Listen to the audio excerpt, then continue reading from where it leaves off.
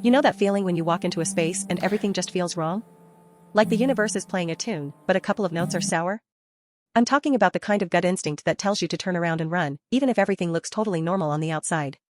For me, that wrong feeling hit the moment I clocked into my shift at Bellini's Ristorante on a Tuesday night. It was one of those classic, cozy Italian places, red-checked tablecloths, sticky laminated menus, and the scent of garlic and oregano so thick it felt like a hug. It was packed, noisy, and usually, that was the best thing about it. But tonight, the noise wasn't a comfort. It was a shield. My name is Mara, and I'm just a waitress. Or, I was. I moved tables, poured wine, and smiled until my face hurt. That night, I was serving table 14, tucked away in the back corner by the service entrance. This was my personal problem table, and his name was Raphael Moretti. Before we jump in, I hope you're somewhere comfortable, maybe with a drink or a blanket, so you can really enjoy this story. Check in with me in the comments. How's your day going so far? And where are you watching from? Make sure to subscribe so you can follow every twist that's coming.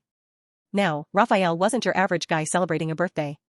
He had that heavy silence around him, the kind that swallows sound. He was mid-30s, dressed in a suit that looked custom-made to hide a piece of heavy equipment, and his eyes, man, they were like a winter sky, clear, cold, and they didn't miss a thing. Everyone in the neighborhood knew who he was, or at least, what his family was. He was sitting with a woman named Sabrina. And she was a firework, all bright energy, loud laughs, and a dress that cost more than my rent. They looked like a perfect, expensive couple. But that's where my bad feeling started. I was refilling Raphael's water glass when I noticed the pattern. I've worked in enough busy places to know how people move, how they look around, how they wait. I saw two men in particular, sitting at separate tables, one by the front window, nursing a lukewarm coffee, and another near the kitchen door, pretending to read the specials board. They weren't acting like diners. They were acting like anchors. The man by the window, in a cheap, too-tight leather jacket, reached up to casually scratch the back of his neck. Simple enough, right? Except his fingers tapped twice against his collarbone before dropping down. A signal. Then, the guy near the kitchen door, the one with the badly dyed blonde hair, didn't even look up, but he suddenly stood and walked toward the men's room. He was walking with a strange, deliberate rhythm, and as he passed my station, he reached out and adjusted a painting on the wall, one that was already straight. As his hand touched the frame, he gave it a single, quick shake. It was too tactical. Too disciplined for a Tuesday night at Bellini's. My heart started thumping against my ribs like a trapped bird. I've learned in life that when you see a pattern, you don't ignore it, especially when that pattern involves a man like Raphael Moretti. My eyes zipped back to Sabrina, the firework. She was talking, leaning in close to Raphael, her hand resting warmly on his. But here's what I saw, her eyes were not on him. They kept darting quickly to the digital clock hanging over the bar. She wasn't charming him, she was waiting for a timer to run out. It hit me like a splash of cold water. She set him up. She was the tripwire. And those two quiet men were the first signs of the trap snapping shut. I had maybe 60 seconds. Maybe less. I looked at Raphael again, at the heavy silence surrounding him, and I knew what was coming. This wasn't going to be a clean arrest. This was going to be a slaughter, right here between the antipasto and the tiramisu. And honestly, it wasn't my fight. I'm just Mara, the waitress. My job was to save my own skin, duck under a table, and call 911 when the shooting stopped. But a very small, very loud voice inside me screamed, no. I rushed back to the service station, grabbed a stray notepad, and ripped off the top sheet. My hand was shaking so badly I had to press the pen hard into the paper, writing 3 quick lines. Simple. Direct. She set you up. Look near the kitchen. They're armed. Now. I folded the paper into a tiny square, tucked it into my palm, and walked back to table 14, my smile plastered on like wallpaper. Can I get you two anything else? I asked, my voice somehow steady. Sabrina shook her head, still laughing at something Raphael hadn't even smiled at. No, we're fine, sweetie. Just check whenever you're ready. Sure thing. I leaned in toward Raphael, ostensibly to clear the unused bread plate, and in one swift, awkward move, I placed the note under the coaster of his still full wine glass. It was clumsy, but I had to get close. As I pulled back, Raphael's heavy, winter sky eyes finally lifted. They didn't look at the note, they looked at me. He didn't see Mara the waitress. He saw something else. Awareness. Fear. Truth. He didn't say a word. He just slowly, carefully, slid the wine glass aside and picked up the tiny folded square of paper with 2 fingers. His gaze never left mine. It felt like 10 hours passed in that 1 second. He unfolded it. He read the 3 lines. And as he did, the expression on his face didn't change at all, which, paradoxically, was the most terrifying thing. Right at that exact moment, at 8:17 p.m. on a Tuesday, the lights in Bellini flickered, then went completely dark for 2 seconds, before humming back on, dimmer this time. That was the signal. A loud clack echoed from the front door as the electronic lock slammed home. No one could get in, and no one could get out. The music cut off. The low roar of conversation died completely, replaced by a sudden, horrible silence. The two anchors I'd spotted were already moving. The guy who went to the men's room came out not with clean hands, but with a black pistol in his grip. The man by the window smashed his glass onto the floor, pulling a similar weapon from his jacket. The ambush had begun. People screamed. Plates crashed. Everyone was suddenly trying to dive under tables or scramble toward the non-existent exits. Total, instant chaos. Raphael didn't move an inch. He was still sitting, perfectly still, staring at the little note in his hand. Sabrina, the firework, stood up, her face tight with a cold, triumphant malice that burned away all the glamour. "It's over, Raphael," she said, her voice cutting through the panic. He finally looked up, not at the gunman or at Sabrina, but straight at me, the waitress frozen beside the table. The ice in his eyes had melted, replaced by a searing, intense question. The first shot was muffled, but the sound was still enough to paralyze me. It came from the kitchen area. Raphael moved then. Fast. Not rushing, but with an economy of motion that was almost beautiful to watch. He didn't reach for a weapon, he didn't try to run. He just grabbed the heavy, iron-based chair and tossed it hard toward the gunman by the kitchen, buying himself one precious second. He didn't need to be told where the main threat was, my note had already done that. I was just starting to turn to find cover, to duck, to survive, when his hand shot out, not toward the note, not toward a gun, but toward me. His fingers clamped around my wrist, hard, like a steel cuff. The pain was sharp, but the shock was worse. He yanked me forward, not as a shield, but with a purpose I couldn't understand. He didn't let go.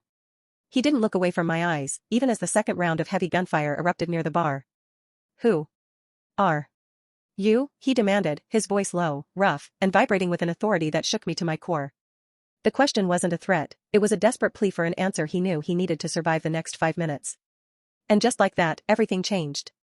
We went from a dimly lit Italian restaurant full of scared people to a single, terrifying moment of connection between a man who was supposed to be dead and the woman who had just saved him.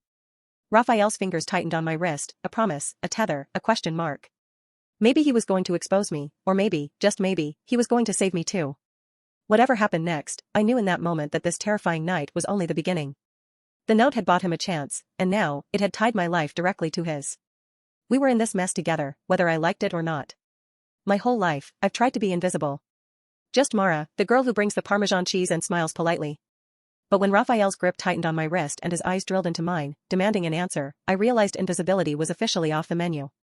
"Who are you?"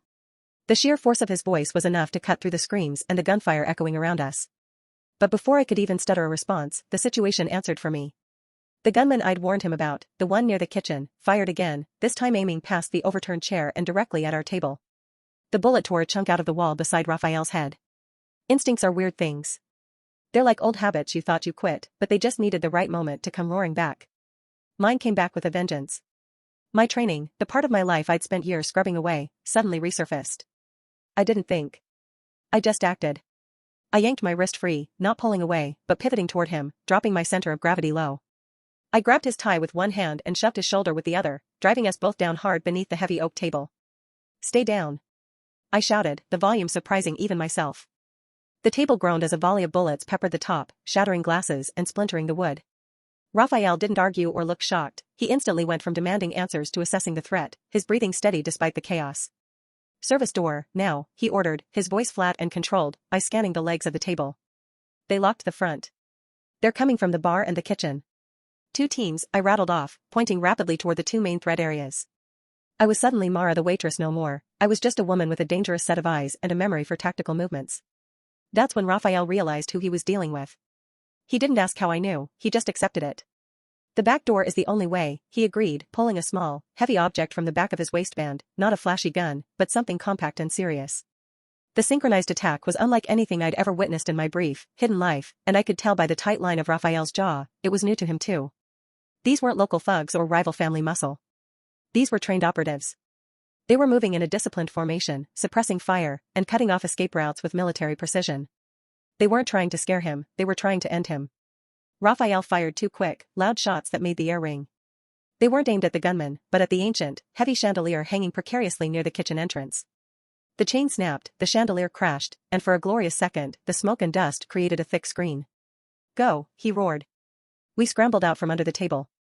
I didn't run like a civilian, I ran low, fast, and close to the walls, instinctively knowing how to minimize my profile. I noticed Raphael doing the same. We were speaking the same silent, deadly language. We were near the kitchen service entrance. Sabrina, the beautiful setup, was backed into a corner, screaming now, realizing the plan had gone sideways. She wasn't an operator, she was just bait. Raphael didn't waste a look on her. He kicked open the swinging kitchen door. The space was chaos, pots flying, cooks huddled in terror. Service exit. I yelled, pointing to the metal door at the back of the walk-in cooler, the one I used to sneak out for a cigarette break. Raphael nodded, understanding. He fired a shot into the ceiling above the door to the walk-in, distracting the team now entering the main kitchen area. We burst through the metal door into the narrow, stinking alleyway behind Bellini's. It was dark, slippery with grease, and piled high with rotting cardboard. "Where's your car?" I gasped, leaning against the cold brick wall to catch my breath. "Down there." Black sedan, he pointed toward the far end of the alley. We heard the heavy metal bang of the service exit door right behind us. They were already coming. "They'll check the car," I warned, my mind running through scenarios. "They'll assume you go straight for your own ride. They don't know I'm armed, and they don't know about you," he countered, grabbing my arm and pulling me into a dead sprint. But that's when the smell hit. Not the alleyway stink, but something metallic and sharp. Gas. And a hissing sound, coming from the restaurant's ventilation units right beside the alley. "Wait!" I yelled, pulling back hard. "That's a gas line. It's cut." Raphael stopped, his face tightening with grim understanding. This wasn't just an ambush, it was meant to be completely untraceable. They wanted the restaurant to burn down with everyone inside, covering the evidence of their highly specialized attack. "Run. Get to the car," he ordered, pushing me ahead of him. We cleared the back of the building. I scrambled into the passenger seat of his sedan, a sleek, dark vehicle that looked fast even sitting still. Raphael jumped into the driver's seat. He slammed the door shut, and just as his key turned in the ignition, the entire back wall of Bellini's Ristorante was engulfed in a ferocious orange flash. The whoom of the explosion was deafening, the shockwave rattling the windows and kicking up a cloud of debris that rained down over the alleyway. He didn't wait. The car roared to life, tires squealing against the asphalt as he fishtailed out of the alley and onto the busy city street. We were safe. For now. The chaos and the noise faded behind us, replaced by the heavy silence of the speeding car. I stared straight ahead, adrenaline making my hands tremble. I looked down at my apron, now ripped and covered in grease and dust. I was still holding the notepad I'd used to write the warning. "Mara." Raphael's voice was softer now, but it held the weight of a judge. "You saved my life. Now, tell me who you are, or you're getting out right here." I looked at him, really looked at him. The cold Mafia boss was gone, replaced by a man who had just narrowly escaped being burned alive. "I was, in the military," I admitted, the words tasting like ash. "Special operations. An old life. I left it all behind. Until tonight." He stared at me for a long beat, absorbing the truth. The car sped through a green light. Just as he opened his mouth to ask another question, his phone, mounted on the dash, lit up. It wasn't a call.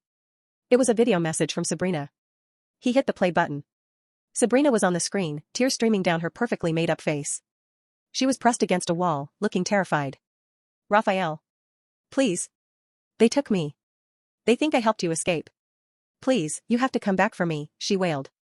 The video was shaky, the lighting bad, making her look genuinely distressed. Raphael's grip on the steering wheel loosened. A muscle ticked in his jaw. Doubt, confusion, and genuine dread washed over his face. He'd just watched this woman try to hand him over to assassins, yet here she was, crying for help. "Sabrina," he whispered, his voice thick with a mix of fury and genuine heartbreak. But I didn't hear the heartbreak. I saw the wall behind her. It was too clean for a ransom hideout. I saw a small, framed photo on a side table, a portrait of a smiling woman, maybe her mother. And then, I saw the one thing that made my gut twist, a flicker of light reflecting off the camera lens in her tear-filled eye, a light that was too bright, too focused. It was the careful setup of a professional lighting rig. This wasn't a hostage video. This was an act. "Look at the reflection in her eye," I told him, my voice steady and cold. "That's not a bare bulb. That's a key light. She's on a stage. This is still part of the plan." Raphael paused the video, the image of Sabrina's tearful face frozen on the screen. He looked from the phone to me, the waitress turned operative, who had just dissected his girlfriend's performance. The hope that maybe, just maybe, she was innocent, dissolved into a terrifying realization, the betrayal was total, and it was still unfolding. The escape felt good, but this revelation felt like a punch to the gut. Yet, we made it. We were alive. We had defied a military-grade assassination attempt, and we were speeding away into the night with the truth in our hands, a dark, ugly truth, but a truth nonetheless. Justice, or at least survival, had won tonight, and we had a chance to breathe and figure out what to do next. The silence in the car was heavier than the explosion we had just escaped. Raphael was driving like a man possessed, but his focus wasn't on the road, it was on the frozen image of Sabrina's crying face on his phone. The key light, Raphael, I repeated, my voice steady despite the lingering tremor in my hands. A professional setup. She's trying to manipulate you into a new location. He didn't answer right away. He just pulled the car into a loading zone, slammed it into park, and stared at the screen. I knew what I was asking him to accept, that the woman he loved, the woman who shared his life, was a complete, cold-blooded traitor. That realization hurts worse than any bullet. Finally, he looked up, his eyes meeting mine. You were right about the note. You were right about the gas line. If this is a setup, where is she? I used the one piece of information I had absorbed while she was on screen. That framed picture behind her. It was a distinctive style. And the wall, that high-end molding, it looked like the pictures she posts sometimes. It's her place, isn't it? The penthouse on the east side. Raphael didn't waste another second. He pulled out of the loading zone, making a sharp U-turn. If she set me up, she's dead to me. But if she's been coerced, if she was lying on that video to save herself or someone else, he trailed off, the possibility of her innocence still clinging to him like a desperate hope. I didn't argue. He needed to see the truth for himself. The drive was tense, a silent agreement hanging between us. If this was another trap, we were ready. I pulled a broken piece of silverware from my apron pocket, useless, but it made me feel better. Do you know how to shoot that thing? I asked, gesturing to the heavy weapon he'd tucked back into his waistband. I know what I'm doing, he said, his eyes hard. We got to the building, a monolithic tower of glass and steel. Raphael ignored the lobby and took the service elevator straight up to the top floor. The moment the elevator doors opened, he was in tactical mode, moving with a grace I hadn't seen since my own days in the field. The door to the penthouse was unlocked. He pushed it open slowly. The place was vast, sleek, and silent. Sabrina, he called out, his voice sharp. We found her in the living room, exactly where she had filmed the video. She wasn't tied up, she was just sitting on a white sofa, staring out over the glittering city skyline, shaking. She looked up, her beautiful face a mask of exhaustion and genuine fear. Raphael. Oh my God, you're alive, she rushed toward him, tears starting again, but this time, they looked real. He stopped her with a hand on her shoulder. He wasn't comforting her, he was holding her at arm's length. Why did you send them? He asked, the lack of anger in his voice somehow worse than a shout. She crumpled. She didn't deny it. I had to, Raphael, I had to. She sank back onto the sofa, pulling her knees up to her chest. They threatened Lucas. They told me if I didn't set up a meeting where you'd be vulnerable, they'd kill my brother. Lucas. Her younger brother, a struggling musician she doted on. It was a vulnerability Raphael must have known about. Who are they? I interjected, stepping forward. Sabrina flinched, looking at me with shock. I was just the waitress she'd seen an hour ago. It was a man I never met. He just called. He sent me pictures of Lucas in his apartment, with a gun pointed at his head, she choked out. He said they weren't interested in your business, just, in you. He said if I cooperated, they'd let Lucas go, and you would be taken alive. Raphael's face was unreadable. I watched him, searching for signs of softening. The story was plausible. The sophisticated nature of the attack, the clean, professional threat, it screamed of something far outside the usual turf wars. They wanted me alive, he questioned, his brows furrowed. Why did they send gunmen who tried to blow up the building? Sabrina shook her head wildly. I don't know. They lied. They were supposed to grab you. I swear, I never meant for anyone to get hurt. I only sent the video to tell you the location, hoping you would come alone and they wouldn't hurt anyone else. She was terrified. She was breathing shallowly. My instincts were screaming one thing, but her palpable fear was telling a different story. Maybe she was coerced. Maybe she was just a small-time victim caught between two giants. Raphael looked from her to me, a silent request for my judgment. The sophistication of the attack suggests a high-level organization, I admitted, giving credit where it was due. They didn't act like common thugs. The coercion is believable. He finally sat next to her, gently pulling her into a hug. Okay. Okay, we'll find Lucas. We'll find out who they are. She clung to him, sobbing into his shoulder. It was a powerful, emotional moment, the love that survives betrayal. The tears to hope moment. I let out a breath I hadn't realized I was holding. We were a team of 3 now, ready to fight back. But that peaceful moment was shattered by a tiny, almost imperceptible detail. A faint, crimson light, sharp and unwavering, danced on Sabrina's white silk pajama top, right on her left shoulder. It was a sniper's laser. It wasn't dancing because the shooter was moving, it was unwavering because the shooter was set, locked in, and waiting for the right moment. The scope was aimed right through the huge pane of panoramic glass. My old instincts didn't just snap back, they took over entirely. There was no time to shout, no time to think about the consequences. Down. I screamed, diving forward. I tackled Sabrina hard, throwing my shoulder into her side and driving her off the couch and onto the thick, expensive rug. The window where she had been sitting exploded inward. Not a burst of gunfire, but one sharp, focused crack that sounded like the end of the world. A bullet tore through the space where her head had been less than half a second ago, obliterating a priceless antique porcelain vase on the mahogany table just behind the sofa. Shards of white porcelain and a mist of water flew everywhere. Raphael had barely registered the laser before the shot was fired. He was instantly on the floor beside us, pulling Sabrina and me further toward the cover of the heavy marble fireplace. Sabrina was screaming, not with acting fear, but with genuine terror now. She was crying because she was almost killed. The window. I yelled, scrambling to my knees. I looked up at the shattered pane of glass. This wasn't about capturing Raphael. This wasn't about coercion. The sniper had aimed for Sabrina's head. They wanted her dead just as much as they wanted him dead. Raphael looked at me, then at the shattered window, then at Sabrina, who was shaking uncontrollably. The truth hit him, raw and brutal. They never left, he whispered, his voice laced with dread. They want all three of us dead. The hope from a minute ago, the relief that they were just victims of coercion, was gone. The attackers weren't satisfied with the restaurant explosion, they had followed us, found us, and were now confirming the kill. We had survived the initial trap only to walk into the final, deadly corner. But we were still alive, we were still together, and we were still fighting. We had found the truth, and that truth was simple, we only had each other now. The sound of shattering glass and the crack of the high-powered rifle shot still echoed in my ears. We were huddled behind a marble fireplace, me, Raphael, and a sobbing Sabrina, in a $1 million penthouse that had just become a death trap. They're still here. Raphael shouted, his face contorted with fury and disbelief. He grabbed his phone. I'm calling my people. No. I interrupted, grabbing his arm hard. You call them, they walk into the same trap. They're expecting a response from your organization. I didn't need to check the apartment block across the street to know where the shot came from. I looked at the bullet hole in the wall above where the vase had been, the clean, precise entry point, the way the bullet had been specifically angled to avoid ricochet off the marble floor and maximize fragmentation upon impact with a soft target. It was clinical. Too perfect. That's not a revenge hit, Raphael, I said, the bitter taste of fear and recognition filling my mouth. That is a signature. I know that signature. I felt the blood drain from my face. My old life wasn't just lurking in the shadows, it was standing right outside that broken window, holding a high-caliber rifle. What are you talking about, Mara? He demanded, pulling us further behind the safety of the heavy stone. The precision. The planning. The choice of weapon and the simultaneous attack from two fronts that forced you into an isolated location, I listed, my mind racing through files I thought I'd burned years ago. The men in the restaurant weren't muscle. They were a QRF, quick reaction force.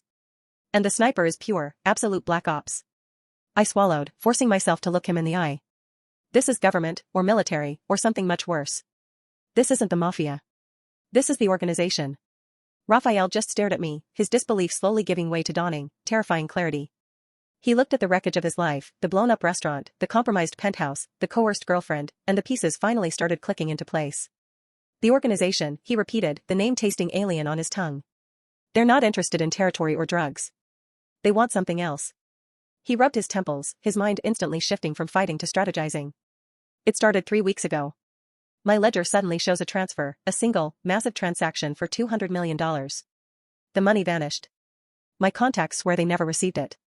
They think I'm skimming it. Framed, I stated flatly.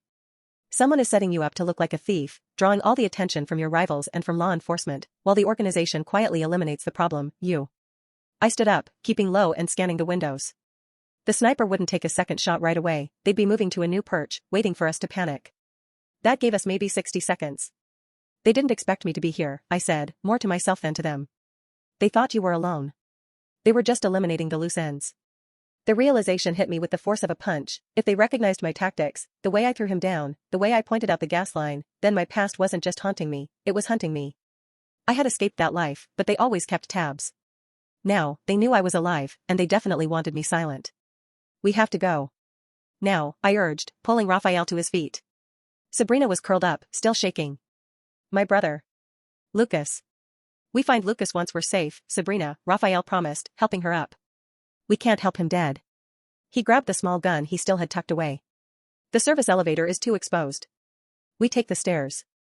They won't expect us to run down 20 flights. As we made a dash for the exit, another volley of rapid, controlled fire erupted from the window across the street. The bullets tore through the thin wall near the main hallway, scattering plaster and wood. The sniper had found their new position. Raphael shoved Sabrina ahead of him, covering her with his body. I stayed behind, checking the corners, my old training slotting perfectly into place. I felt a surge of cold competence, the kind I thought I'd lost forever. We reached the steel door leading to the emergency stairwell and burst through it. The sound of our pounding footsteps echoed down the concrete column, but at least we were covered. We ran down the stairs, 3 floors at a time, the adrenaline pushing us past the exhaustion. Raphael was panting, supporting a struggling Sabrina. It was on the 10th floor landing that Sabrina finally stumbled, collapsing against the cold concrete wall. I can't run anymore, she whispered, tears cutting clean tracks through the dust on her face. Raphael dropped beside her, checking her for injuries. I stayed on the offensive, my eyes fixed on the door above us. They'll be sending a team up from the lobby soon, or down from the roof. We don't have time for this. Sabrina grabbed Raphael's hand, her eyes wide and desperate. Raphael, I know who's behind this. I saw his face. The man who called me. The air thickened. This was the key. The source of the betrayal. Who is it, Serena? Who is framing me for the money? Raphael demanded, shaking her gently. She squeezed her eyes shut, shaking her head. I can't say his name. I promised. They said if I said his name, Lucas dies instantly. She was trapped between 2 impossible choices, and the fear was too great. Serena, we are going to die if you don't tell us. I urged, crouching down beside them, my urgency sharp. Your brother is dead already if they're still trying to kill you. He was leverage, and now they're cleaning up the leverage. My blunt truth seemed to break through her terror. Her eyes opened, staring past us as if she was seeing the killer himself standing in the shadows. She pulled Raphael's face close, her voice a rough, barely audible whisper. It's Kay. He works for the organization. He's the one who took Lucas. He's coming for all of us, she finished, the last words barely a breath. And then, her eyes rolled back. She slumped, passing out from exhaustion, fear, and the sheer mental weight of her confession. Raphael caught her limp body. His face was a mask of cold, white shock. K, he repeated, the single letter hanging in the concrete silence of the stairwell. He looked up at me, the waitress turned ghost from a Black Ops past, who had just confirmed that his world had collided with something unspeakably dangerous. We had a name, a target, and a confirmation, this was bigger than any of us.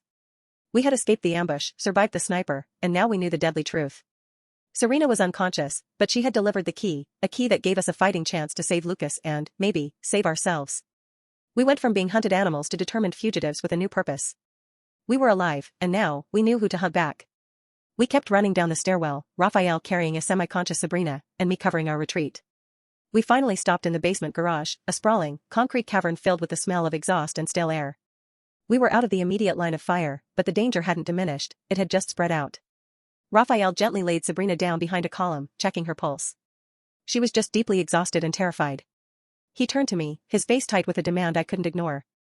K, the organization. Black Ops. $200 million. You're not a waitress, Mara. You're a ghost, and they're hunting you too. We were illuminated only by the weak, yellow glow of the emergency lights. The silence of the garage was heavy, pressing the truth out of me. I told you, I was in military intelligence, I said, keeping my tone flat. I saw things. Things that made me walk away and disappear. That's the short version, he countered, his voice low and dangerous. The long version is the one that tells me why an attack orchestrated by a shadow organization, who are clearly after me for a missing $200 million, suddenly involves a sniper shooting at a waitress who knew their exact tactics. He was smart. He connected the dots too fast. I hated that.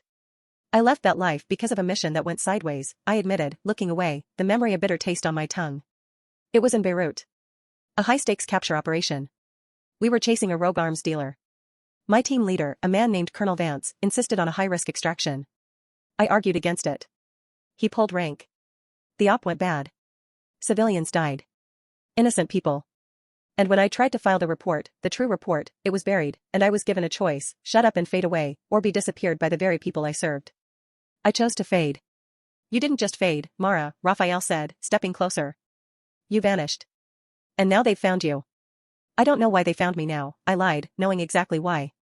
Because the moment I intervened, the moment I showed my skill set, I registered back on their radar. You're telling me you had no idea you were being tracked? I resisted the urge to look down at my foot. Old habits die hard, but survival instincts are stronger. When I fled the restaurant, I had a split second to check my uniform. My shoes, cheap, black, non-slip restaurant shoes, had felt heavier than normal. No, I said, meeting his gaze.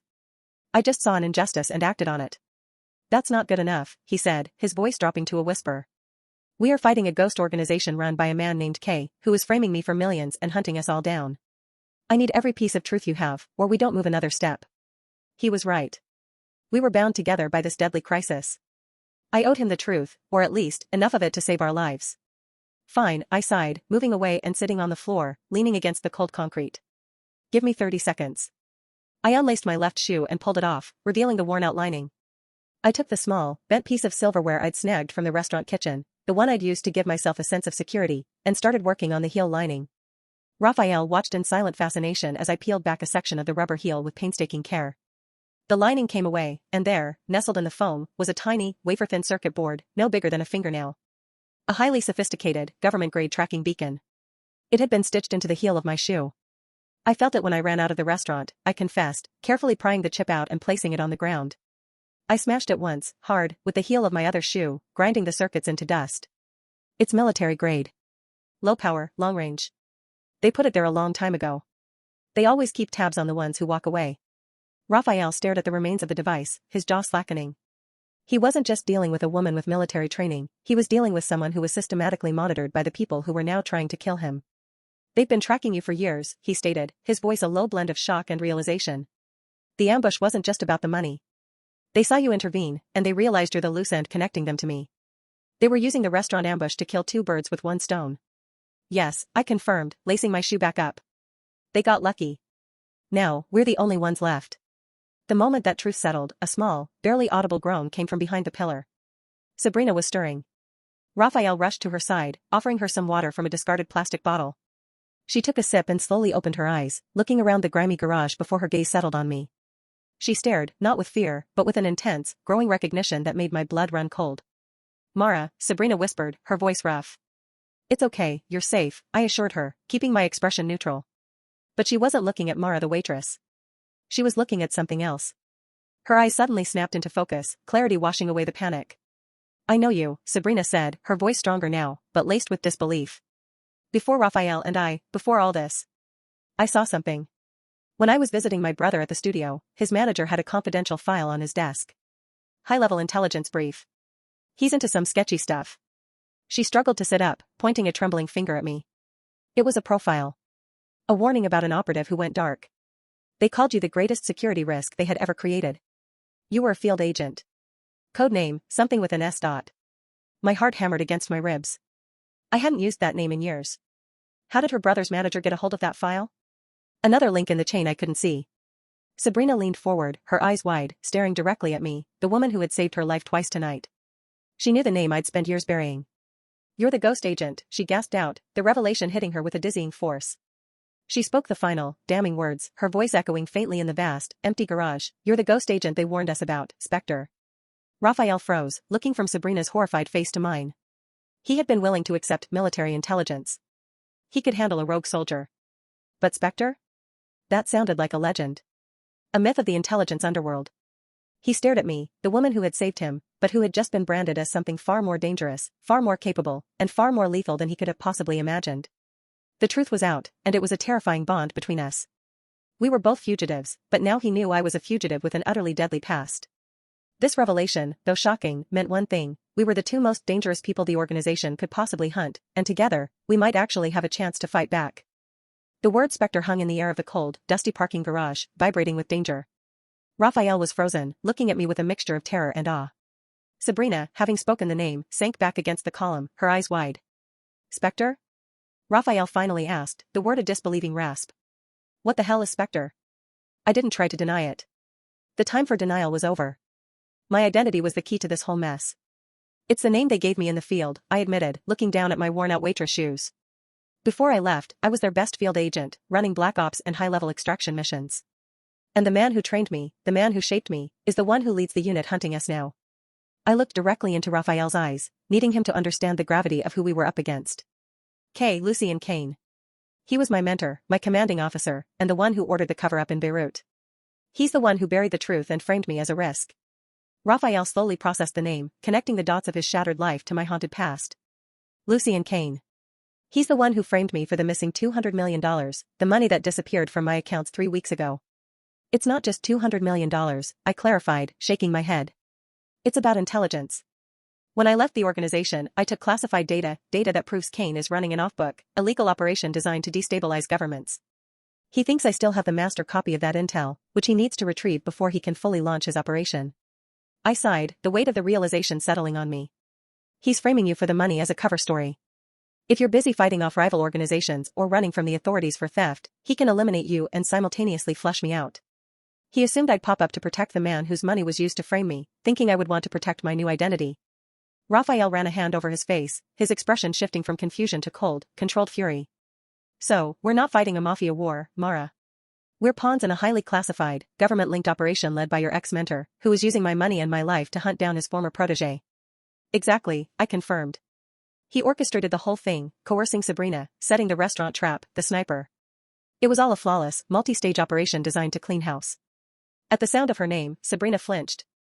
She was sitting up now, her face pale, and she wasn't looking at either of us, she was staring at the ground. She was panicking, but it was a quiet, internal panic, far worse than the noisy terror she showed earlier. Sabrina, you said you were coerced by a man who called you, Raphael pressed gently, his focus back on her. Did you recognize his voice? Did he use the name Kay, or Lucien Kane? She bit her lip, her eyes darting nervously. He just told me what to do. He used a voice scrambler. But I knew who he was. I recognized the way he spoke, the authority. Her words didn't ring true. She was still holding something back. The subtle tightening of her hands, the way she avoided eye contact, I recognized the signs of professional deception, and it wasn't the fear of a coercion victim. Sabrina, we need the whole truth now, I insisted, my voice firm. We're fighting a shadow organization. If you know anything else about Kane, tell us. She shook her head, tears welling up again. I swear, I told you everything. He took Lucas, I gave him the coordinates, and I sent the video to lure you back to the penthouse. That's all. But as she spoke, the subtle panic I saw was the panic of a double agent whose cover had just been blown by an unforeseen factor, my presence. Raphael looked at the stairwell, then back at us. We can't stay here. The tracker is smashed, but they know the general area. I have a safe house nearby. Small. Untraceable. We need to go there, find a computer, and start digging into Kane's operations. We helped Sabrina to her feet. We moved quickly across the garage floor, sticking to the shadows of the massive columns. As we reached Raphael's backup car, a nondescript, dirty SUV, I noticed something about Sabrina that made the warning bells in my head go off like sirens. Her earrings. They were expensive, glittering diamond studs that she never took off. But as she stumbled, one of them caught the light, and I saw a tiny, almost invisible seam on the setting that was too clean, too perfect for a piece of jewelry. Wait a second, I said, stopping them both. I reached out and gently touched her ear. What is it, Mara? Raphael asked, his hand resting on the car door handle. Your earrings, Sabrina. Did Raphael give them to you? No, I bought them myself last Christmas, she said, her voice defensively sharp. Why? I ignored the question. With a speed that surprised even Raphael, I reached up and plucked the diamond stud from her ear. I held the earring up to the faint light, pulling out the small, sharp piece of silverware I still carried. With careful, practiced movements, I separated the diamond setting from the gold backing. And there, nestled inside the hollow backing, was another bug. Smaller than the one in my shoe, but still recognizable. A microphone and a microtransmitter. It's a listening device, I announced, crushing the tiny component under my thumb. High-end audio bug. It's been active the whole time. Since before the restaurant. Before the coercion video. Since before last Christmas. The air went dead silent. Sabrina stared at the dust in my hand, her face completely drained of color, the mask of terror replaced by one of absolute, cold despair. Raphael looked at the shattered piece of hardware, then at the empty hole in Sabrina's earlobe, then back at me. The truth was suddenly horrifyingly clear, she wasn't coerced, she was a mole. A deep-cover agent who had been embedding herself in his life for months, possibly even years, to monitor his movements and facilitate this very operation. The pieces snapped together in his mind, the timing of the $200 million transaction, the familiarity of the coercion video setup, and the fact that Kane only knew about his movements after she was in his life. Raphael dropped the car keys. He didn't shout. He didn't move. He just looked at the woman he had loved, the woman he had just risked his life to save from a sniper, and his eyes were full of lethal, quiet devastation. You've been talking to Kane for months, haven't you? He asked, his voice rough and barely a whisper. You didn't just start communicating with him because of Lucas. He stepped forward, standing over her, the low emergency lights casting long, unforgiving shadows. Sabrina, he asked, his voice shaking with the effort of control, did you ever, actually, stop betraying me? The question was the end of his world, the ultimate betrayal that went beyond the money and the organization. It was the only question left. And her silence, punctuated by a single tear rolling down her cheek, was the only answer we needed. This heartbreaking realization, though devastating, was our greatest weapon. We finally knew exactly who our enemy was, and that included the person standing right next to us. We were betrayed, but we were alive, and we had the truth. The drive out of the city was a silent, suffocating nightmare. The fact that Sabrina, the woman Raphael had loved, was a deep cover mole working for Lucy Kane, completely reshaped the air around us. We left her bug-filled earring and her crushed lies on the garage floor and headed for the countryside safe house. Raphael didn't drive fast, he drove with careful, surgical precision, avoiding every camera and known choke point. I sat in the passenger seat, acting as his extra set of eyes, watching the rearview mirror for any signs of pursuit. Sabrina was crumpled in the back, silent, weeping without sound. The safe house was a small, two-story wooden cabin tucked deep into the dense woods of upstate New York, surrounded by nothing but towering pines and silence. It was remote, rustic, and exactly the kind of place a ghost would choose to hide. Once inside, the tension was thick enough to choke on. The reality of forced proximity was brutal. We were three people who should never have been in the same room, bound together by a shared, lethal enemy. Raphael was struggling. Every time he looked at Sabrina, he saw the betrayal, not just of him, but of the life they had built. It wasn't a loud, angry pain, it was a devastating numbness. "We need to establish a perimeter," he stated, dropping a heavy duffel bag onto the hardwood floor. He was all business now, using strategy to wall off the heartbreak. "I need eyes on every approach to this cabin." "A perimeter won't stop Lucy Kane," I countered, checking the windows. "He's running a shadow organization with unlimited resources. We need to go dark, not set up camp. We move out at first light and head for the Canadian border." We clashed immediately. He was used to commanding respect and adherence. I was used to following my own best judgment, especially when that judgment was honed by the very man we were fighting. "I won't run until I have a plan to get Lucas back," Raphael said, his voice clipped. "I need to know what that intel is that Kane thinks you stole, Mara. It's the only way to trade for the kid. The intel is proof of his illegal operations. If we hand it over, we're dead. And Lucas is dead.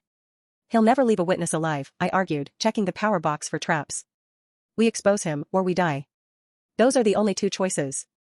Despite the verbal sparring, we worked with a strange, unnerving efficiency. Raphael was skilled at security, checking the locks, moving heavy furniture to block vulnerable points. I was scanning the surroundings, identifying cover, checking for surveillance points, thinking 3 steps ahead like the operative I used to be. It was a terrifying, perfect partnership. We were fire and ice, but we made a tactical inferno. While we argued over maps and escape routes, Sabrina sat quietly in the corner near the stone fireplace, shrouded in guilt and fear. She kept trying to catch Raphael's eye, a desperate, silent plea for forgiveness. "Raphael, please," she finally whispered, her voice fragile.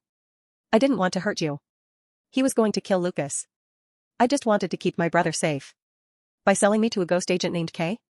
Raphael asked, his voice flat and empty of emotion. "He gave you an earring 6 months ago, Sabrina. Long before he supposedly threatened your brother.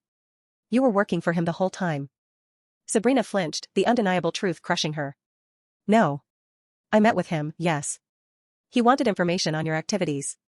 But the coercion, the threat to Lucas, that was real. I swear. I stopped working for him after he did that to me." She was battling her own complex truth. She started as a mole for money, but perhaps genuinely fell for Raphael, and then became a victim of the very organization she worked for. But Kane would use any lever, and Lucas was a powerful one. We spent hours in that cabin, the tension tightening with every tick of the clock. We were exhausted, running on pure adrenaline and fear.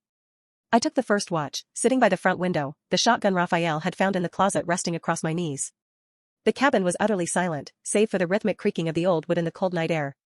The moon was high, casting long, stark shadows across the clearing outside. About 2 hours into my watch, I heard it. A sound that didn't belong to the forest. A soft, deliberate crunch of pine needles and damp earth, too heavy for a deer, too quiet for a casual hiker. I gripped the shotgun, my heart rate spiking. I knew Kane wouldn't wait until morning. He would send a small, highly trained team under the cover of darkness. I didn't wake Raphael. My instincts told me to check it out alone.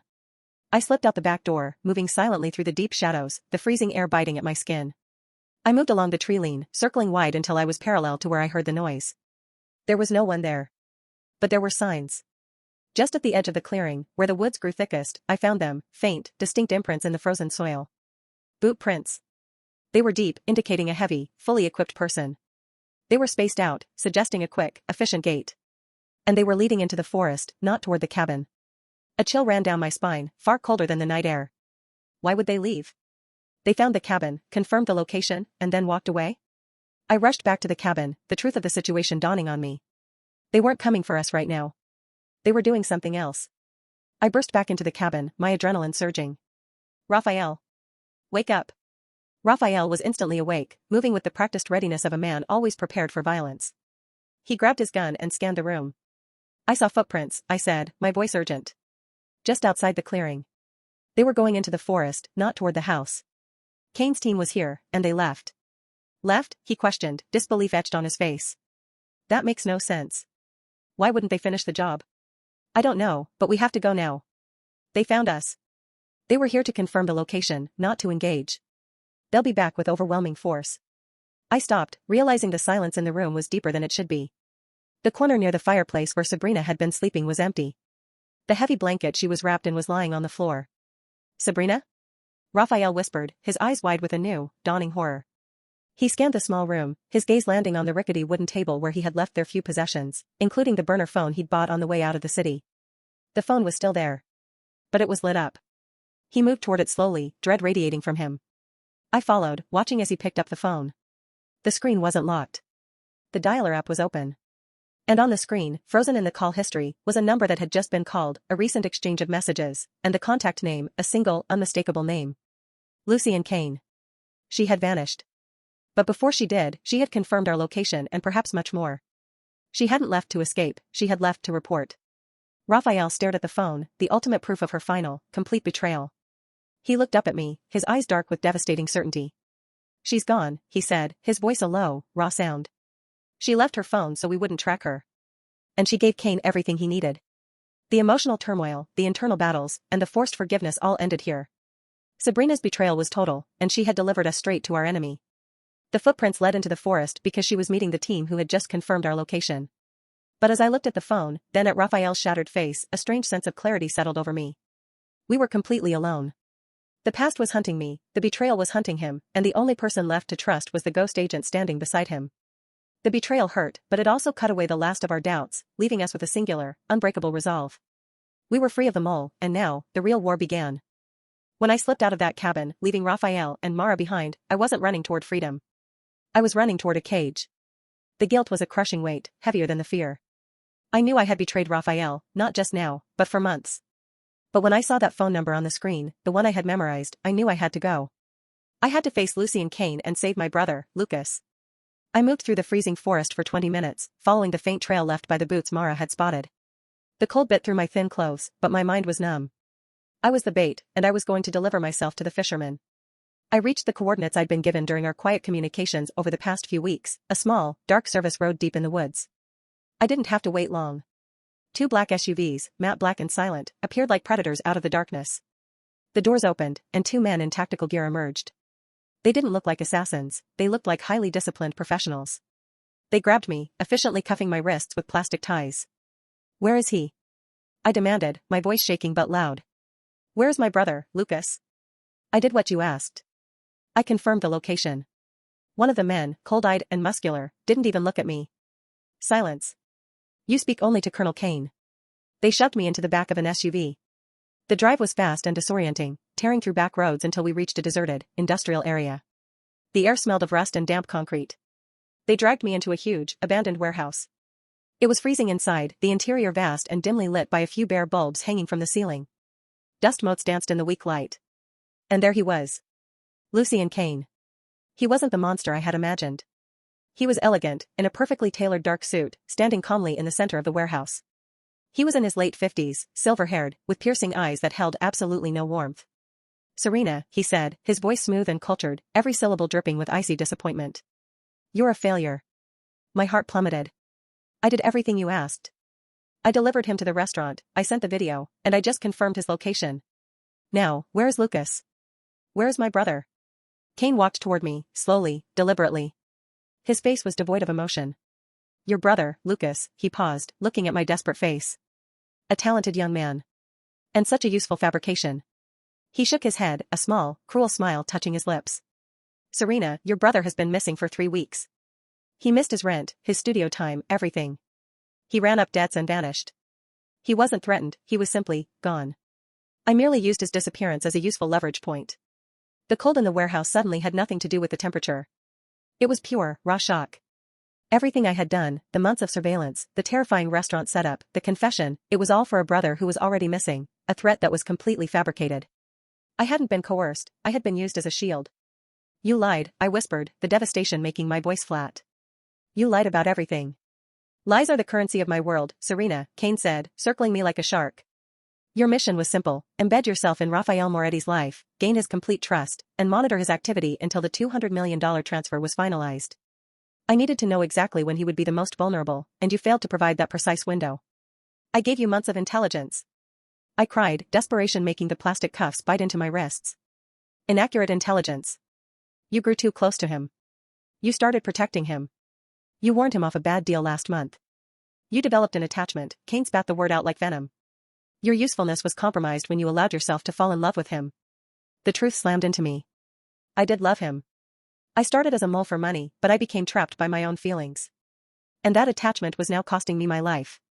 The organization doesn't tolerate sentimentality, Kane continued, waving a dismissive hand. The entire restaurant spectacle was an elaborate failure on your part, designed only to lure out Spectre, Mara. Mara? I asked, confused. Yes. The woman who saved your life, the one you exposed just moments ago. She possesses the one thing I truly need. The original copy of the classified intelligence that proves I am operating without oversight.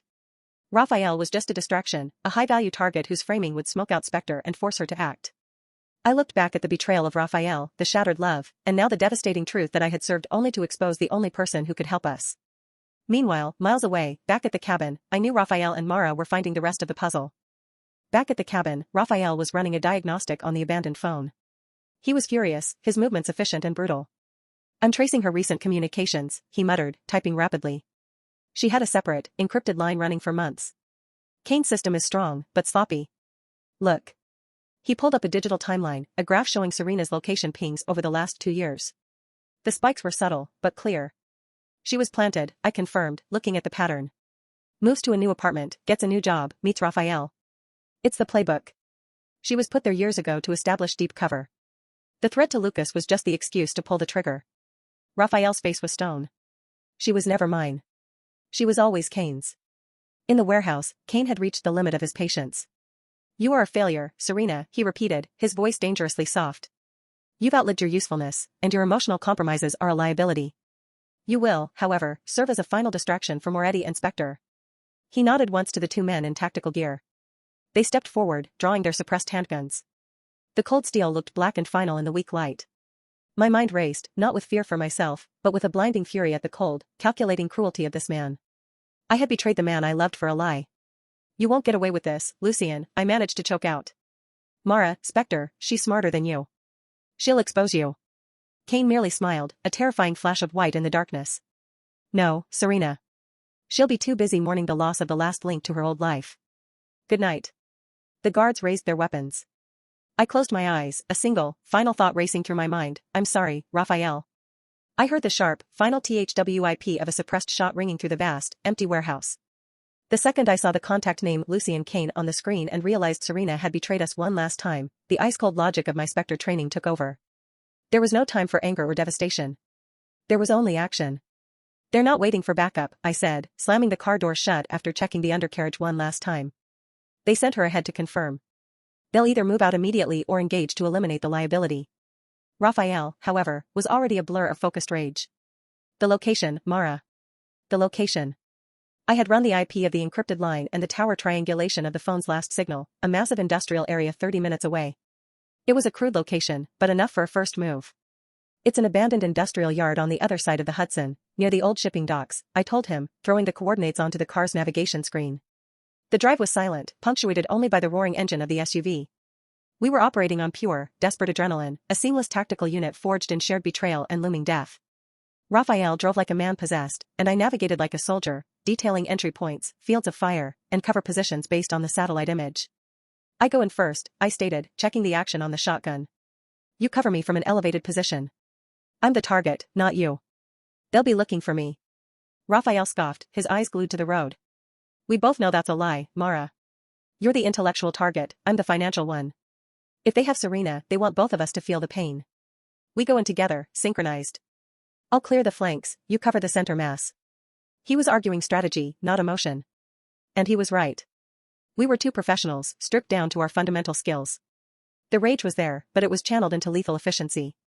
When we arrived, the warehouse was a monstrosity of cold, gray concrete. A vast, echoing silence hung over the complex, the same ominous quiet that always precedes a slaughter. Two black SUVs, the same model from the garage, sat idling 50 yards from the main cargo door. We moved like shadows, Raphael covering my six as I picked the simple mechanical lock on a side door. We slipped inside, the vast space swallowing the soft scrape of the lock. The warehouse was cavernous, lit by sparse overhead bulbs. And there, near the center, stood Lucien Kane, his back to us, talking to a remaining operative. And there was Serena. She was standing next to Kane, cuffed, her shoulders shaking, but she was alive. Then I saw the blood. It wasn't Serena's. It was the body of the tactical operative we saw earlier, slumped against a stack of crates 30 feet away. Kane was berating the remaining guard. Idiot. I told you, not until I give the order. She was to be executed last. The operative must have panicked or misheard the order when we approached. That gunshot we heard miles away wasn't the sound of Serena's death, it was the sound of a disgruntled guard being silenced by his own boss for a tactical error. Raphael didn't hesitate. He raised his suppressed handgun and fired. The sound was a dull thwip that seemed impossibly loud in the empty space. Kane's remaining guard dropped, clutching his leg. Freeze, Kane. Raphael's voice was a low growl, echoing with the authority of a man who has nothing left to lose. Kane, unnervingly calm, simply raised his hands. Moretti. You shouldn't have come. I moved instantly, securing Serena and confirming the guard was disabled. I cut her cuffs. She didn't try to run, she just crumpled into a heap of wrenching sobs. Mara, he lied. Lucas. Lucas has been gone for weeks, she choked out, her voice raw. He never had him. He used him. I'm sorry. I'm so sorry, Raphael. Raphael kept his gun trained on Kane, but his eyes never left Serena. I know, Sabrina. I know. I turned to Kane, leveling my shotgun at his chest. Enough of the games, Lucien. Tell us the truth. Why are you here? Why Raphael? Why the money? Kane sighed, shaking his head with an air of theatrical disappointment. Very well, Spectre. Since you're here, let's skip the preamble. Raphael, the money was never the prize. It was the lure. A magnificent piece of bait. He looked at me.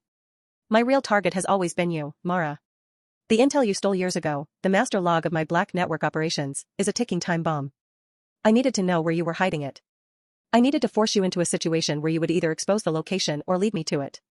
The pieces, the disparate, confusing pieces, finally clicked into place with horrifying clarity. The $200 million, I murmured, looking at Raphael.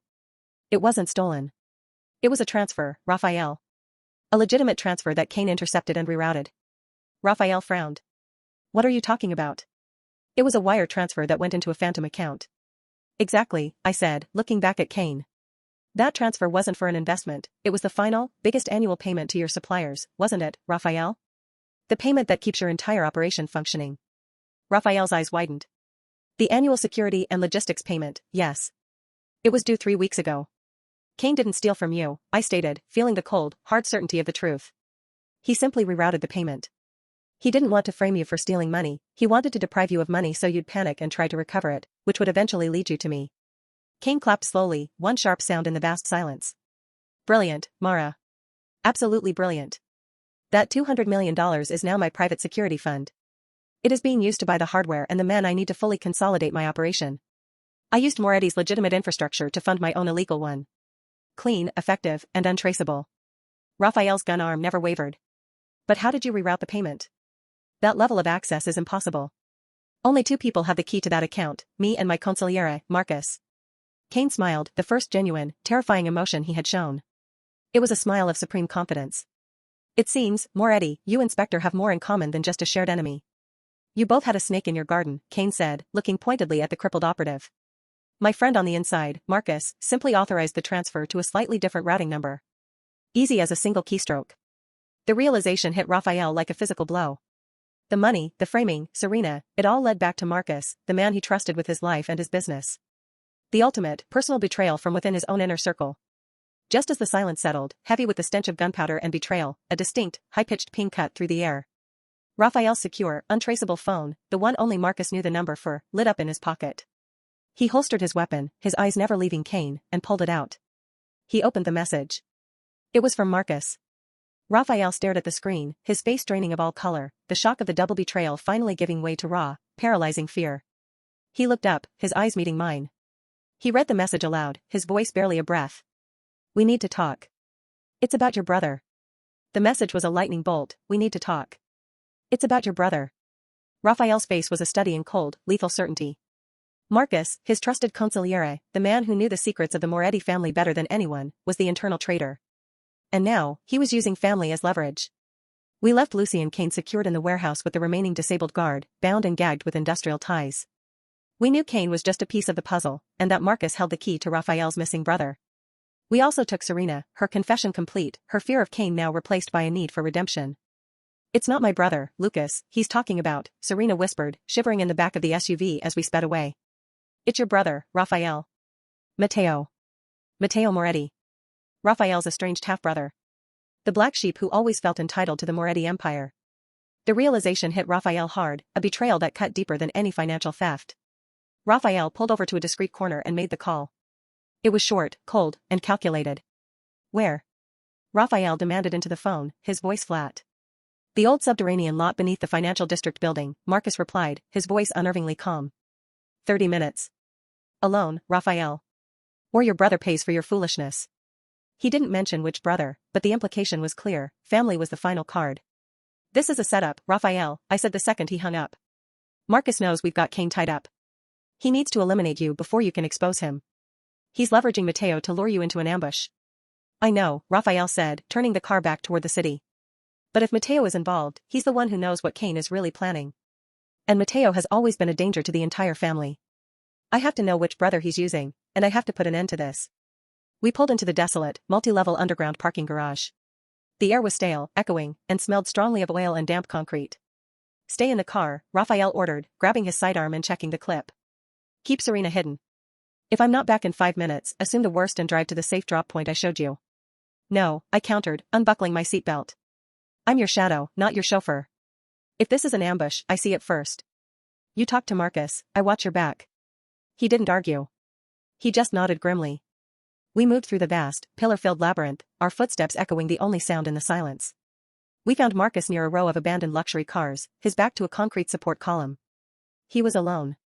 Raphael, Marcus said, his smile thin and chillingly composed. Always late. You should know better.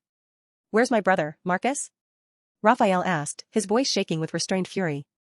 He's safe, Marcus replied, pulling a small, secure datapad from his inner pocket. Safe and about to be the new boss.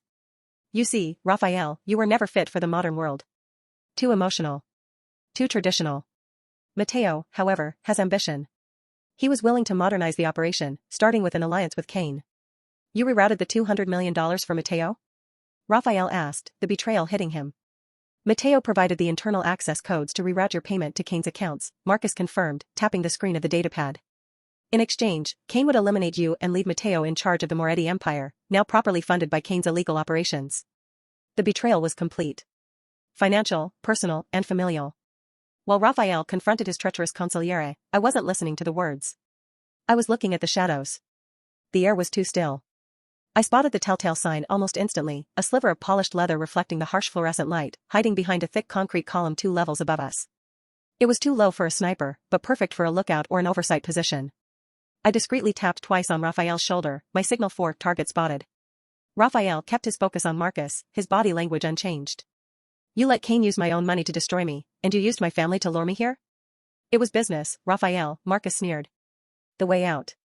And as for the lure. Marcus smiled, a wide, triumphant grin. Matteo is already here, Raphael. Watching. He's going to personally collect on the final phase of his deal. The click was soft, barely audible, but my Spectre training picked it up immediately. A suppressed weapon being primed, not from the pillar above, but from the level below us. Down.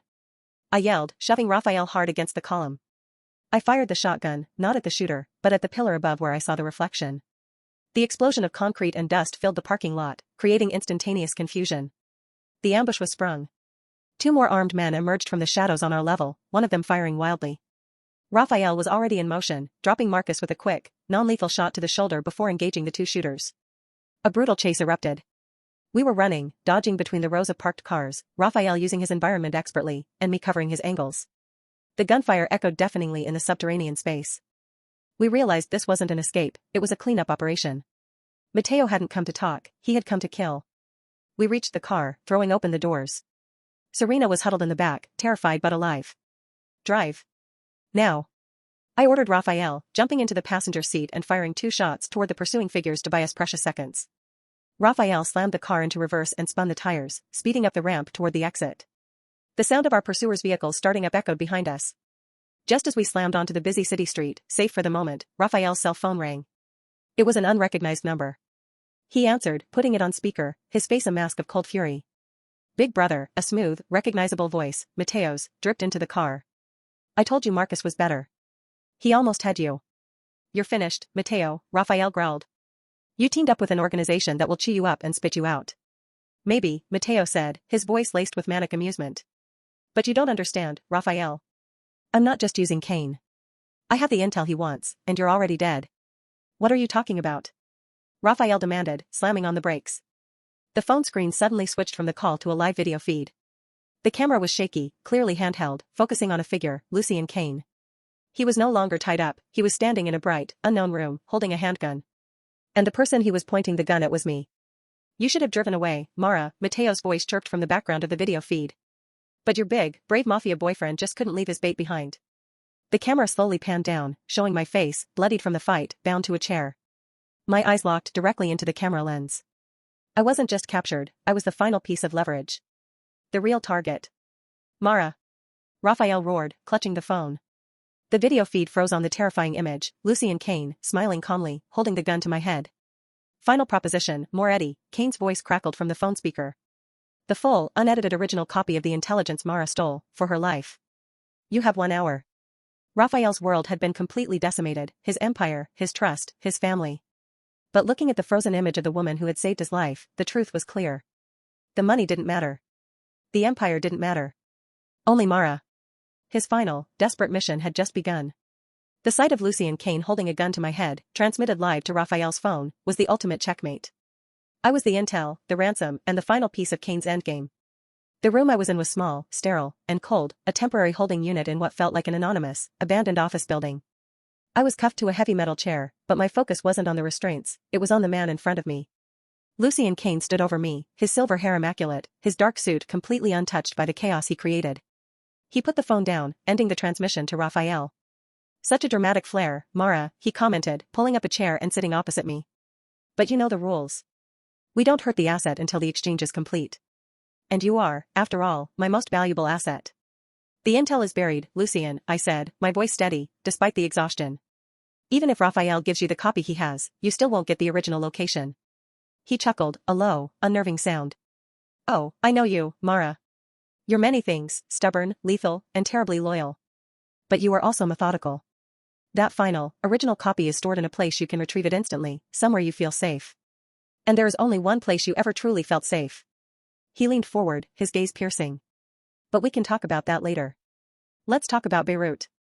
The name of the city, the scene of my greatest trauma, was like a physical blow.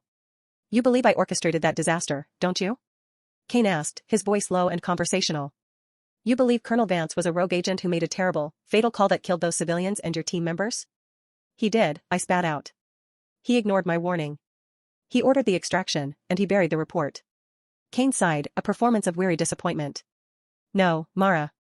Vance wasn't a rogue agent. He was a good soldier who followed orders. And the mission wasn't to extract the target.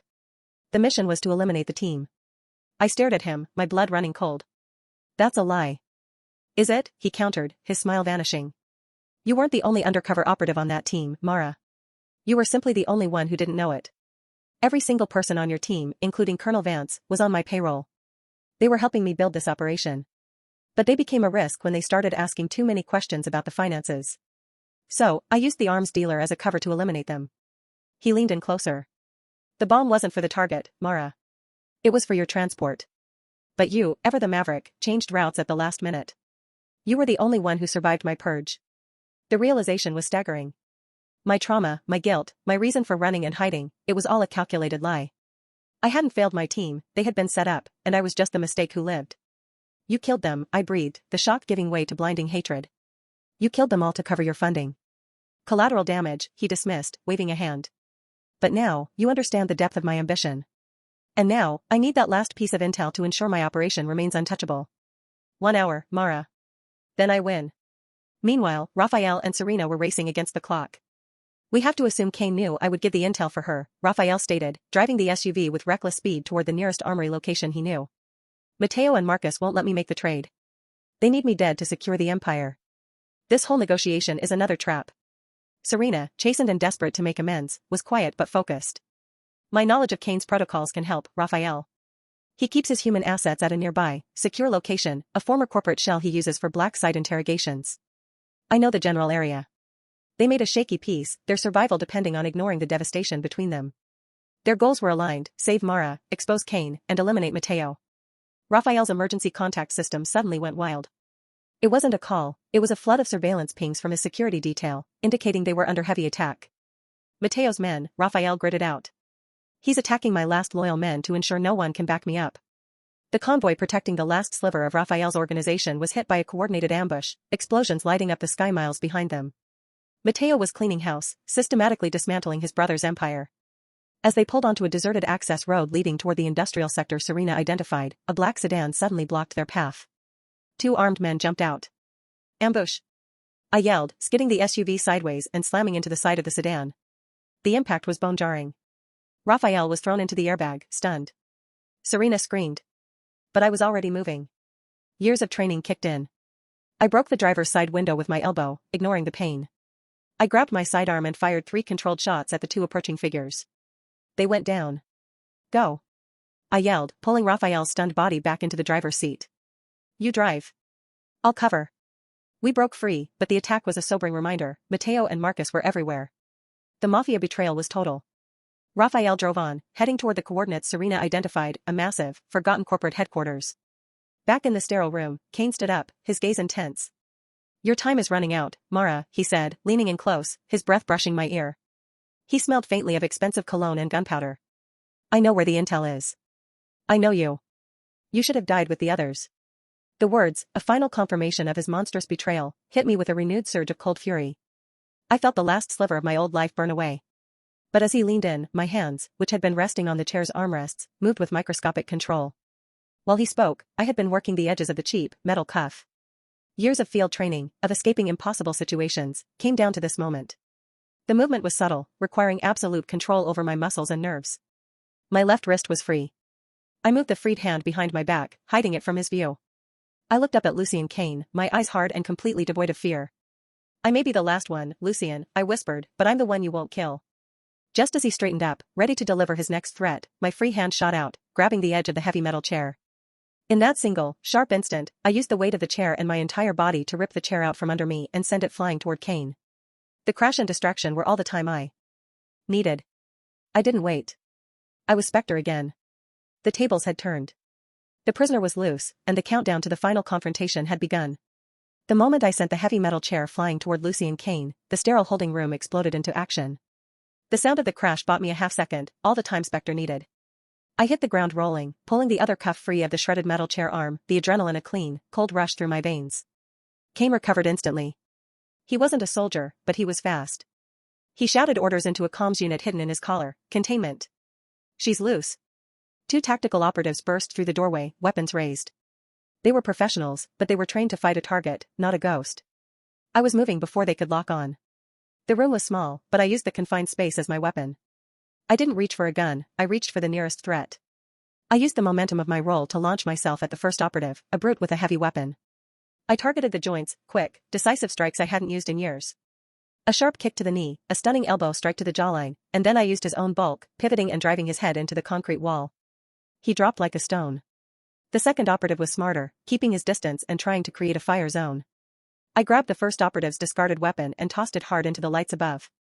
The bulge shattered, plunging the room into chaotic, strobe-like darkness cast by the emergency exit sign. I was in my element. I was Spectre. The fight was brutal, silent, and incredibly fast. I disarmed the second man, using the classic military technique of levering his wrist against his rifle stock until the bone snapped. He screamed, a sound swallowed by the thick walls. I sprinted toward the main entrance, leaving a trail of unconscious operatives in my wake. I could hear the sounds of shouting and heavy boots coming from the building's main corridor. They were swarming the location, but I had bought myself a precious window. I burst out into the central staging area, a massive, high-ceilinged warehouse that smelled of machinery and cold air. This was the final showdown.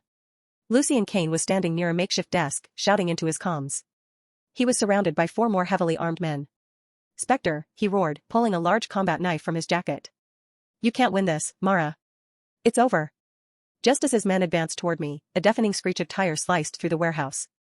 The massive main cargo door, the one Kane's man had sealed, was ripped open, slamming into the concrete wall. Raphael, driving the battered SUV like a battering ram, roared straight into the warehouse. He didn't stop. He drove straight into the middle of Kane's advancing formation, scattering the operatives like bowling pins. The chaos was instantaneous. Operatives scrambled for cover, shouting in confusion. Raphael jumped out, his gun blazing, his movements sharp and accurate, firing deliberately at the arms and legs of Kane's men. He was trying desperately to reach me. "Mara! Get out," he yelled over the din of shattering glass and gunfire. But Kane saw his chance.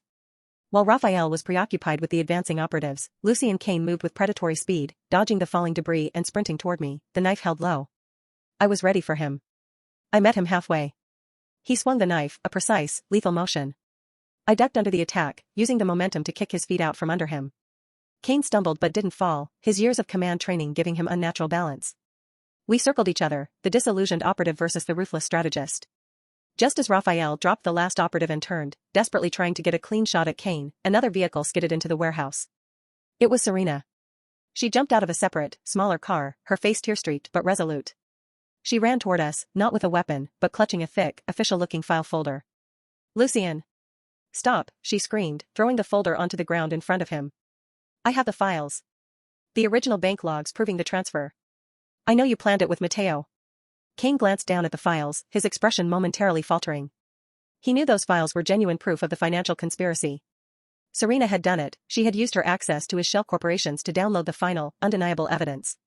But his hesitation was only an instant. He wasn't after proof, he was after finality. He lunged past the files and grabbed me, his knife hand wrapping around my throat. He slammed me back against a cold, metal column, the knife blade pressing tightly against my jugular. "Don't move, Moretti!" Kane roared, his voice amplified by the warehouse echoes. "Or your ghost dies right here."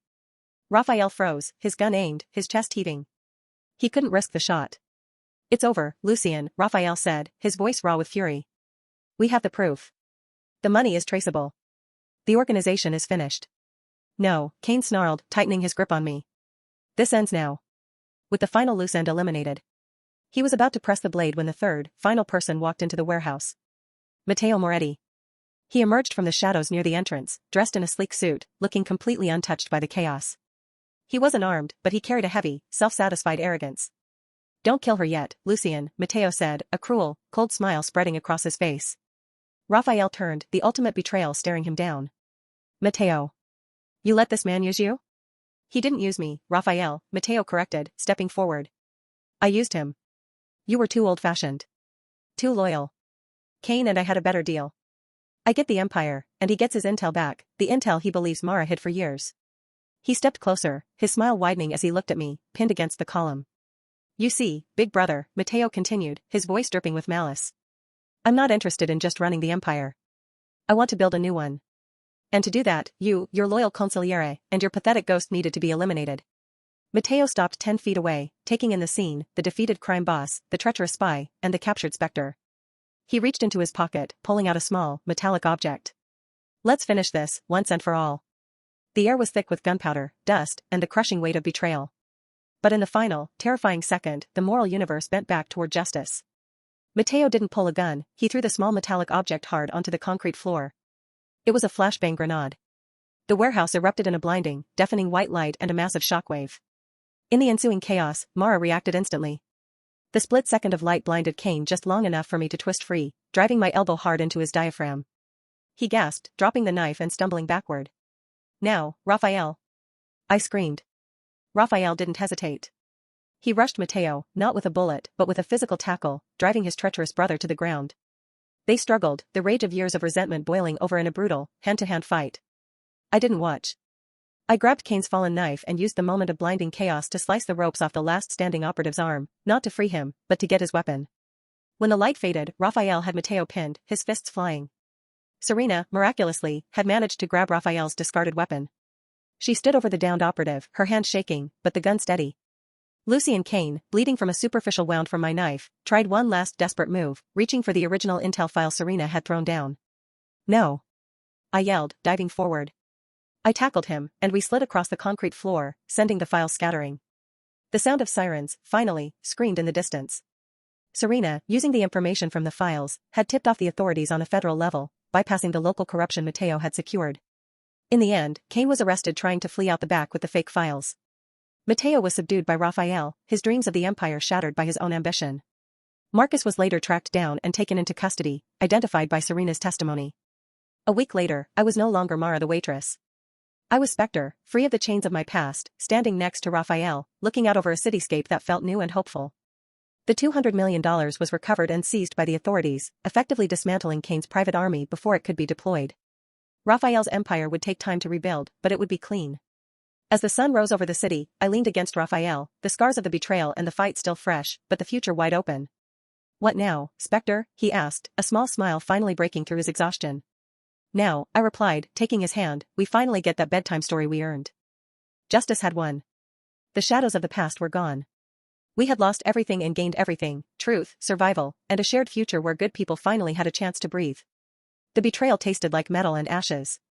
I was pinned against a cold, hard column, Lucian Kane's knife pressed against my throat, and the ultimate traitor, Matteo Moretti, stood 10 feet away, smiling. "Let's finish this, once and for all," Matteo's voice echoed, cold and triumphant. Raphael stood frozen, his gun aimed, but useless. He couldn't fire without hitting me. Kane had won the tactical advantage. "The deal is finalized, Lucian," Matteo continued, gesturing dismissively at Raphael. "Kill her. Then we clean up my brother." Kane adjusted the grip on his knife, his eyes gleaming with professional satisfaction. "A pleasure, Matteo. Thank you for making this clean." It was over.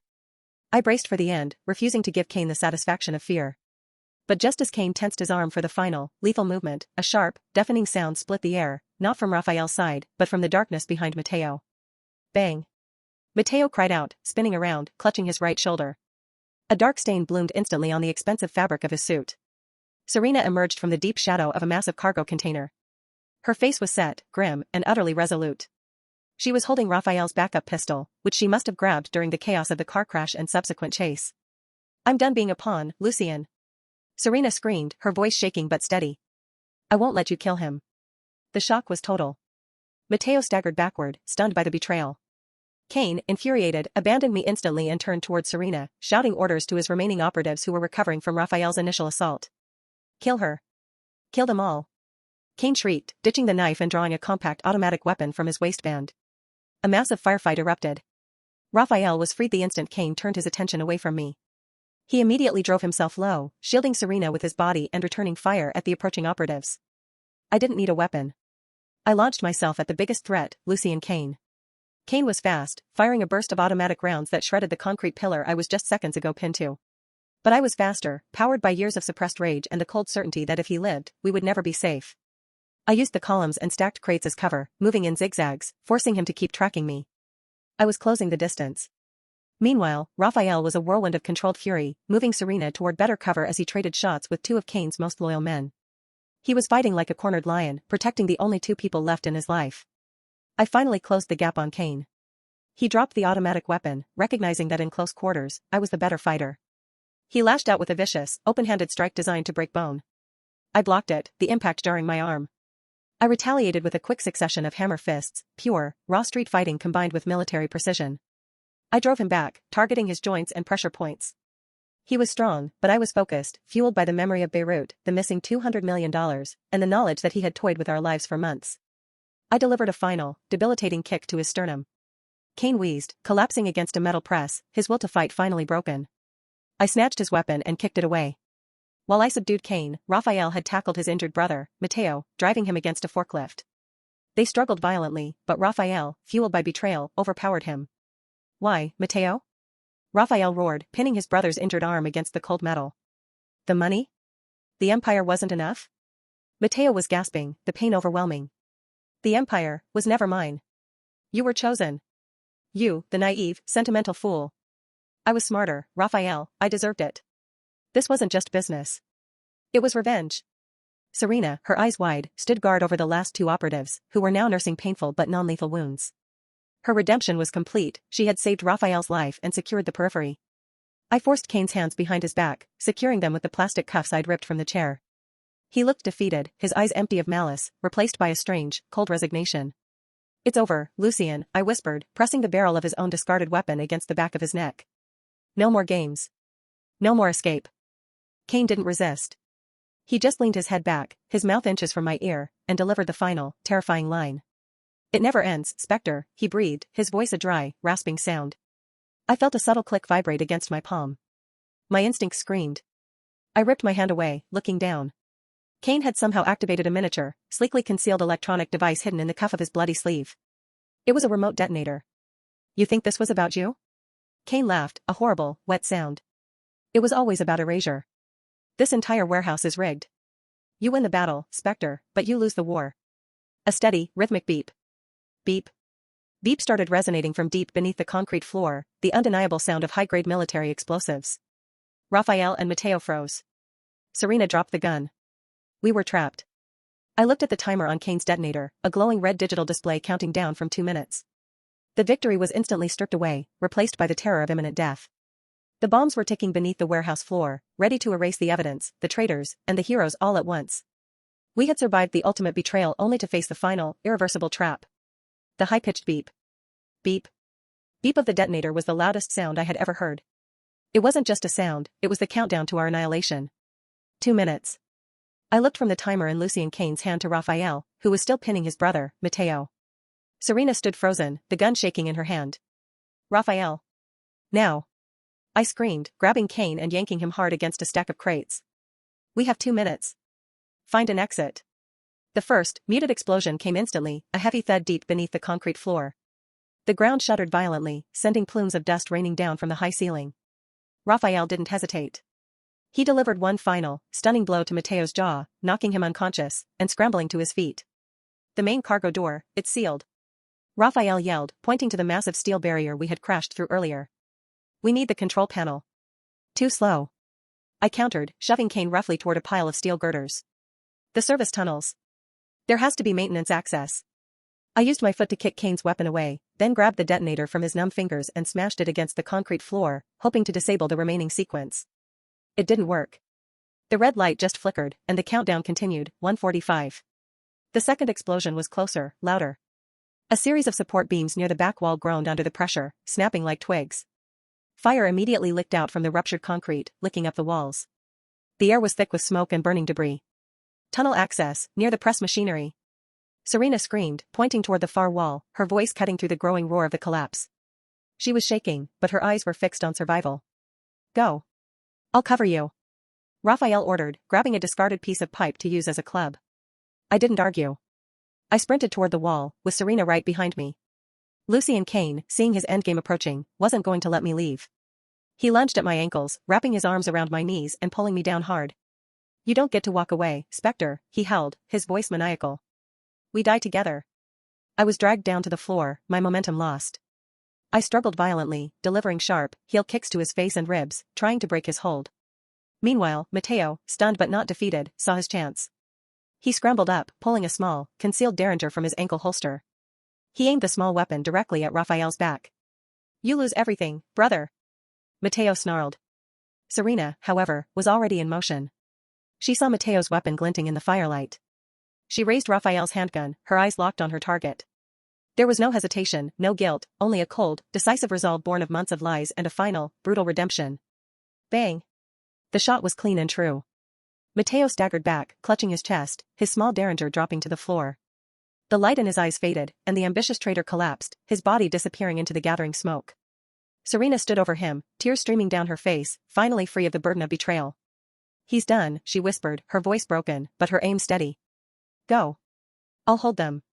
I used the precious distraction to deliver a final, brutal kick to Lucien Kane's head, freeing myself from his death grip.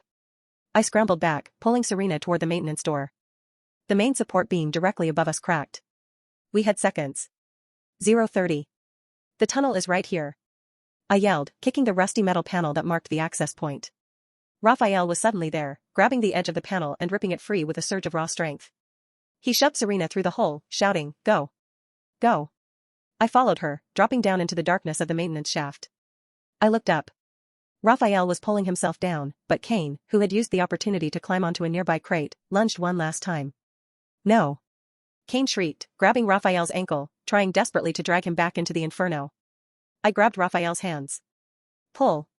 The third, massive explosion ripped through the back half of the warehouse. The ceiling groaned, and a cascade of burning debris rained down. Lucy and Kane's grip suddenly failed. A massive steel girder, torn loose from the ceiling, descended with terrifying speed, slamming into the exact spot where Kane was clinging. The blast consumed him in a horrifying rush of fire and shrapnel. He was gone. Raphael collapsed into the maintenance shaft right on top of me. The tunnel. It leads to the sewer line, he gasped, adrenaline surging. We scrambled through the narrow, dark tunnel, the explosions echoing behind us, pushing us forward. The heat was unbearable. We could hear the terrifying symphony of steel twisting, concrete shattering, and the roar of the fire consuming the structure. We reached the end of the shaft, a final manhole cover, leading up. Raphael, his strength spent, could barely move. I used the last reserves of my Spectre training, pulling myself up and then reaching down for him. Raphael. Hold on. I hauled him through the manhole, Serena helping from behind, until we burst out onto the open street, gasping for air. We fell onto the cold, wet pavement, blinking against the sudden, shocking daylight. We dragged ourselves 10 feet away from the manhole cover, just as the entire warehouse structure began its final collapse. The building detonated in a terrifying roar of sound and smoke, sending a shockwave that threw debris high into the air. The roof buckled, the walls crumbled inward, and the entire structure fell into itself, becoming a tomb for the traitors. We lay there, side by side, Raphael, Serena, and myself, our bodies bruised, broken, and covered in soot and blood, but fundamentally, impossibly, alive. Serena, her eyes closed, simply whispered, "It's over." Raphael reached out and found my hand, his grip weak but firm. He didn't say anything, but the message was clear: we survived. We had been stripped of everything, identity, money, trust, but we had found the truth, and we had each other. Justice had prevailed, the ghost had found a life, and the good people, however broken, had a chance to breathe the clean air of freedom. The painful journey was over, and the long road to healing had just begun. The days immediately following the collapse of the warehouse were a blur of hospitals, federal agents, and the overwhelming scent of antiseptic. We survived, but we were broken, physically battered and emotionally stripped bare. Raphael, the shattered crime boss, was the first to regain his footing. With Matteo and Marcus eliminated or imprisoned, and the bodies of Kane's operatives recovered from the debris, the immediate threat was gone. More importantly, Serena's quick thinking, downloading those detailed bank logs from Kane's network before the firefight, gave Raphael exactly what he needed. Serena's evidence proved the $200 million transfer was deliberately redirected, clearing Raphael's name of theft. It was a massive, arduous process, but the federal investigation confirmed that Raphael was a victim of a high-level conspiracy orchestrated by his brother and Kane. I stayed away from the official inquiries, of course.